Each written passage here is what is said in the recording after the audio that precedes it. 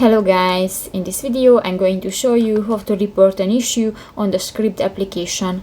But first of all, I just want to mention, please don't forget to subscribe to our channel, because at 100,000 subscribers we are going to show you our YouTube revenue statistics and growth strategy, how to make money online. So let's jump into it. First of all, open the application on your device.